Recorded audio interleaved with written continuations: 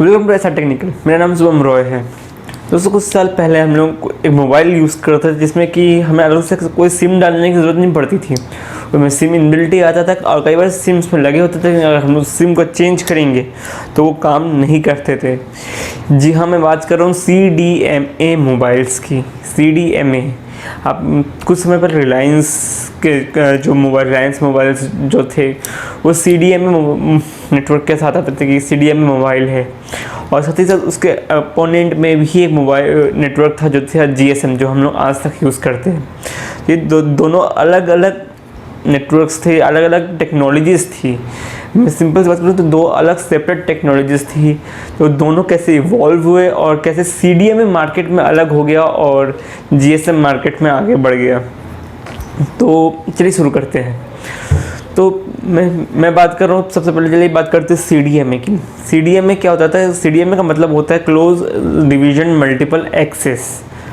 Close division multiple access एक technology थी जिसमें कि हमें सिम कार्ड को लगाने की ज़रूरत नहीं पड़ती थी। उसमें सिस्टम में या फिर मोबाइल फ़ोन में सिम कार्ड पहले से ही लगा हुआ होता था, जिसकी मेमोरी में, इंटरनल मेमोरी में सिम कार्ड का वो जो भी डेटा है वो डाला होता था, और जो भी उससे फ़ोन नंबर से सारे उस इंटरनल मेमोरी में ही होते थे। IMEI नंबर और जो भी उस सिम कार्ड के डेटा है, जो भी एक सिम कार्ड में जो डेटा होता है वो उसकी इंटरनल मेमोरी में होता था, और वो एक स्पेसिफिक बैंडविड्थ ऑफ नेटवर्क पे काम करता था। GSM जो है हमारे 850, 1900, 800, 900 फ्रिक्वेंसीज पे काम करता है, लेकिन वो सिर्फ स्पेसिफिक फ्रिक्वेंसी पे काम करता था। जो अपना CDMA है वो स्पेसिफिक फ्रिक्वेंसी यानी कि 850 मेगाहर्ट्ज पे ही काम करता था।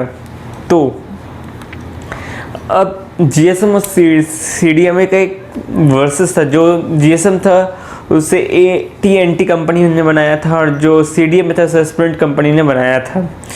तो GSM जो था वो ग्लोबली एक्सेप्टेड था, ग्लोबली ही मार्केट में उसका 75% मार्केट शेयर था GSM का, जबकि जो CDMA था उसका सिर्फ 25% मार्केट शेयर था, और ज़्यादातर उसका जो मार्केट शेयर था वो US में था। इंडिया में भी था, लेकिन इंडिया में सबसे ज़्यादा GSM फ़ोन यूज़ होता था। बहुत पहले CDMA का एक क्रेज़ आया था, लेकिन वो उतना नहीं चल पाया। खाली बहुत कम लोग जो CDMA का फ़ोन यूज़ कर रहे थे। CDMA के फ़ोन में एक रिस्ट्रिक्शन ये थी कि आप CDMA के फ़ोन को जब चेंज करेंगे तो आपको उसी कंपनी का फ़ोन है। जैसे अगर मैंने कि जिस ऑपरेटर का CDMA नंबर लेके रखा है, मेरे को उसी ऑपरेटर वो जो मोबाइल देगा उसी मोबाइल से मेरे को काम चलाना होगा, बाकी मैं उस नंबर को दूसरे फ़ोन में शिफ्ट नहीं कर सकता हूँ। अगर मेरे पास CDMA फ़ोन है तो CDMA का अलग से हैंडसेट आता था। CDMA फ़ोन के अलग से हैंडसेट होते थे। मैं नॉर्मल GSM फ़ोन में CDMA के नेटवर्क को एक्सेस नहीं कर सकता था। उसका लिमिटेड एक्सेस होता था, लेस एक्सेस होते थे, और लेकिन एक चीज़ ये था कि इसका मेंटेनेंस कॉस्ट जो है CDMA का वो कम होता था GSM के मुकाबले में। लेकिन जब बोलते हैं कि नंबर ऑफ़ यूज़र्स कम हो, अगर खर्चा कम भी होगा तो भी वो खर्चा आपको ज़्यादा पड़ेगा। मान लीजिए कोई मेरे पास कोई चीज़ है, उस चीज़ को मेंटेनेंस करने में 500 रुपये का खर्च आ रहा है, और एक और चीज़ है जिसको मेंटेनेंस करने में 1500 रुपये का खर्च आ रहा है। ठीक है, अब 500 रुपये का जो मेरे को खर्च है वो सिर्फ 500 रुपये की इस चीज़ को कोई 2 लोग इस्तेमाल कर रहे हैं, तो मेरे को 250 उन लोगों से लेना पड़ रहा है। ठीक है, और लेकिन जो मेरा शेयर है वो 250 होगा। मेरा दोस्त का उसका जो शेयर होगा 250 का होगा। अगर हम दोनों उस चीज़ को यूज़ कर रहे हैं तो मेरे को 250 रुपये देने पड़ रहे हैं।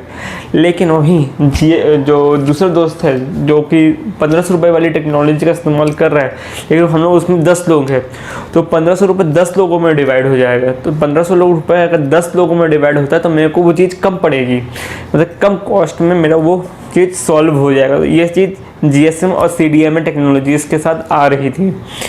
उसके बाद क्या हुआ कि मार्केट इवॉल्व होता गया, हमारे नेटवर्क के जनरेशन वो आगे बढ़ते गए, 2G 3G 4G में हम लोग बढ़ते गए। लेकिन जो मेन प्रॉब्लम CDMA के साथ ये आ रही थी कि वो एनालॉग सिग्नल पे काम कर रहा था। जी हाँ, एनालॉग सिग्नल पे काम करता है जो कि हमारे वेव फॉर्म में ट्रैवल करता है।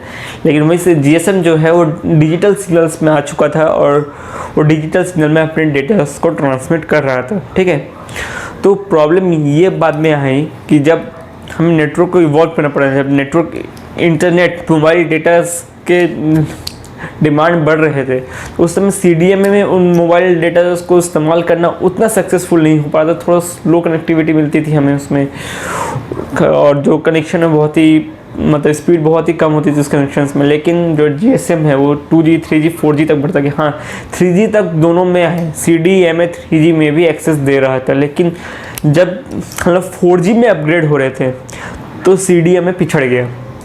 सिंपल सी बात को, जब 4G को ज़रूरत थी GSM की ना कि CDMA की, मैं क्लियर बता दे रहा हूँ, 4G को ज़रूरत थी, CDMA की ज़रूरत बिल्कुल भी नहीं थी, उसको ज़रूरत थी GSM की, ठीक है। अब 4G GSM के साथ चला गया, CDMA अकेला बैठ गया। अब जब मार्केट में 4G स्टैंडर्ड्स तय हो रहे थे तो वो GSM के साथ आगे चले गए और CDMA कहीं पे थोड़ा सा दब गया। उसके बाद 4G के बाद 5G में भी GSM टेक्नोलॉजीज़ का भी यूज़ किया जाने लगा, 5G टेक्नोलॉजीज़ को अपडेट करने के लिए भी। तो CDMA उतना रिलायबल नहीं हो पाया, उसका CDMA का मार्केट शेयर और घटता गया। उसके बाद क्या हुआ कि CDMA को कई जगह पर बंद कर दिया गया यूज़ करना, क्योंकि उसका कोई जो ज़्यादा यूज़ नहीं कर रहा था, उसका मेंटेनेंस था वो भी नहीं निकल पा रहा था उतने यूज़र से, इसलिए CDMA नेटवर्क को बंद कर दिया गया और सारी नेटवर्क पॉलिसी चली गई GSM की ओर, ठीक है। तो GSM जो ग्लोबल स्टैंडर्ड मोबाइल कम्युनिकेशंस थे, वो उसने क्या किया, अब मार्केट शेयर के हिसाब से उसने स्टैंडर्ड्स तय किए और उसमें 3G 4G डेटास को अलग अलग स्पेक्ट्रम में डिवाइड कर दिया, 2G 3G 4G, ठीक है। उसके बाद जब रिलायंस जियो आया हमारे पास 4G कनेक्शन के साथ, तो उसने LTE की शुरुआत की, जो कि GSM डेटा पैक्स के साथ ही आई, ठीक है।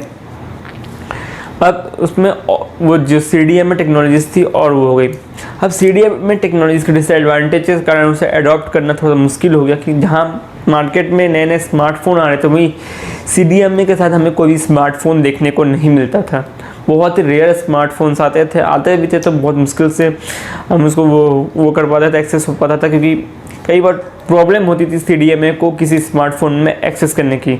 और क्योंकि हमें पता कि वो CDMA जो है उसके इंटरनल मेमोरी में ही, फ़ोन के इंटरनल मेमोरी में सिक्का जाता था, तो एक मोबाइल दूसरे मोबाइल में चेंज करना बहुत ही मुश्किल होता था। यहाँ तक कि अगर हमें कहीं बार नंबर भी चेंज करना हो तो हमें एक नया हैंडसेट लेना पड़ता था उसके लिए।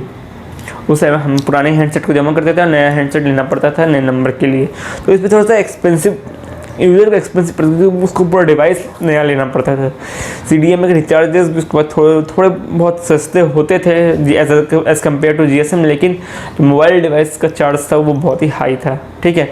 और GSM के साथ जैसे हमें अलग अलग मोबाइल में कोई भी हम डिवाइस ले रहे हो हम उसमें यूज़ कर सकते थे, लेकिन CDMA के साथ हमें ये करने की परमिशंस नहीं मिलती थी, इसलिए CDMA को मार्केट में उतना पॉपुलैरिटी नहीं मिला। और CDMA के टेक्नोलॉजी भी पुराने थे, वो एनालॉग सिग्नल्स पे काम करता था। ये सारी चीज़ों को देखते हुए CDMA को बाद में यूज़ करना बंद कर दिया, पूरा तो बंद नहीं किया गया, अभी भी कई जगह CDMA यूज़ होते हैं, क्योंकि CDMA के सिग्नल एनालॉग फॉर्म में होते हैं, तो कई जगह कुछ सिक्योर काम के लिए उसको यूज़ किया जाता है, लेकिन दोनों सिक्योर नेटवर्क है, ऐसा नहीं है कि GSM सिक्योर नहीं है, GSM भी सिक्योर है, लेकिन कई जगह CDMA के फ़ोन यूज़ किए जाते हैं, क्योंकि जैसे हमें पता है कि आजकल स्मार्टफोन को हैक करना बहुत ही ईजी है, लेकिन CDMA फ़ोन को थोड़ा सा हैक करना मुश्किल होता है, कि उसमें जो OTP वेरिफिकेशंस के लिए या फिर कई जगह इसको यूज़ किया जाता है।